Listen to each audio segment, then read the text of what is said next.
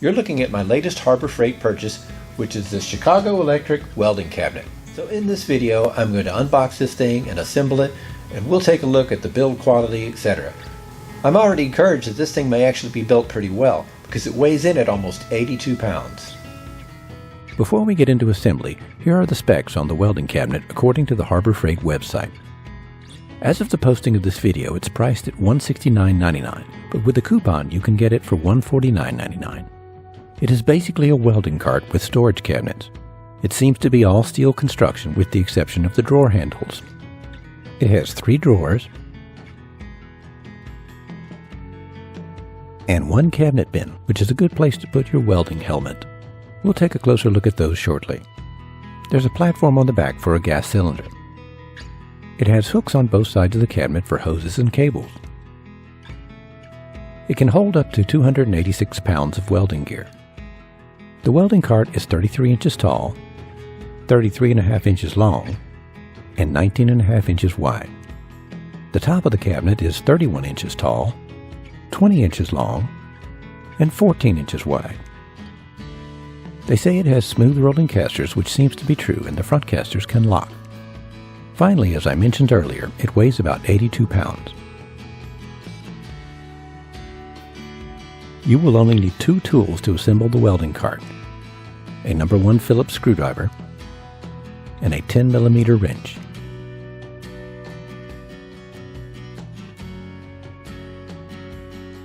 The assembly instructions in the owner's manual are clear and concise. Getting it out of the box is a little tricky. I didn't want to cut the sides of the box down in case I needed to return it, so I tipped it on its side and dragged it out ever so gracefully.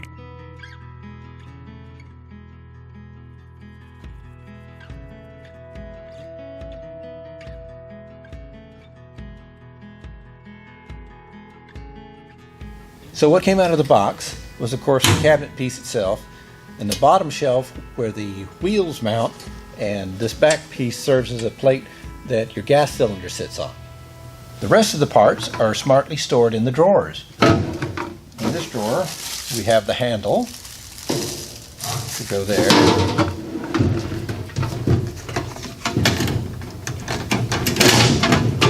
And in this cubby, we have all the other hardware, including the casters and screws and bolts and whatnot. The box contains all the hardware needed to assemble the welding cart, including the large rear wheels, a gas bottle rack, the hose and cable hooks,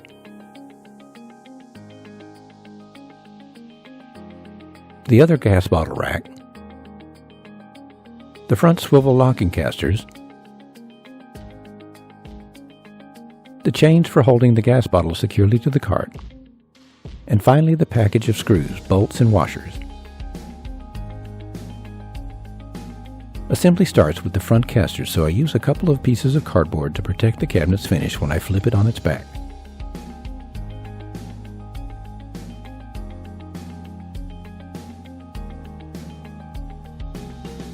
The front casters are attached using 4 No. 1 Phillips screws each. Next, the bottom panel is attached, so I flip the cabinet upside down.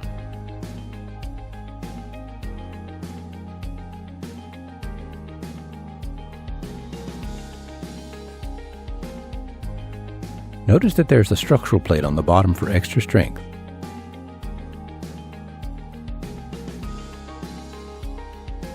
The bottom panel is attached using 6 No. 1 Phillips screws.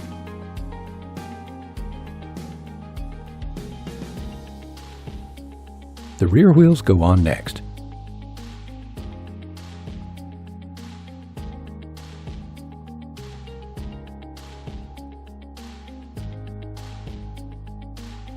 They are attached with a 10mm bolt, split washer, and fender washer. The split washer goes on the bolt first.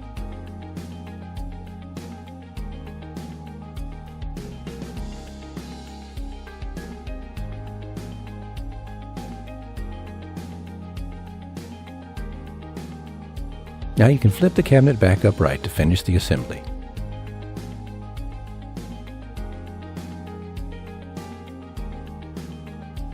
The handles attach with 4 No. 1 Phillips screws.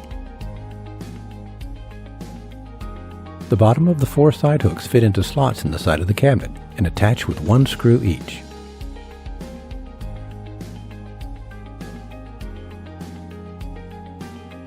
Next, the gas bottle racks are attached using 2 screws each.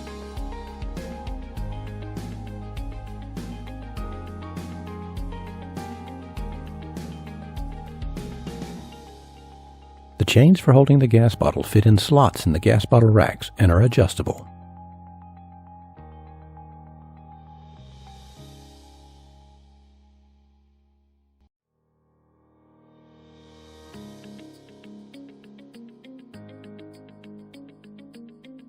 Finally, the top drawer dividers go in.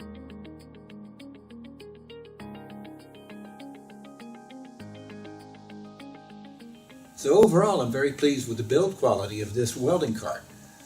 One thing that surprised me, a pleasant surprise, is this actually has a rubber coating on the handle. I was expecting it just to be bare metal, but it's got a nice thick rubber coating on it. That's very nice.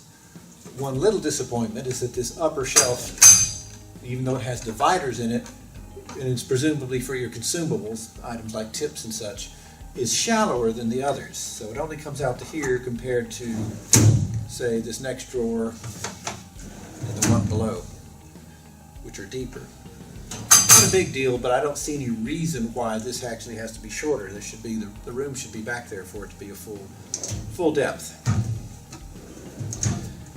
Now this bottom one is not a drawer. I kind of wish it was, but it is kind of a cubby where you could put your helmet, for instance, which is probably what I'll do, put my welding helmet in there. Here's a closer look at the drawers.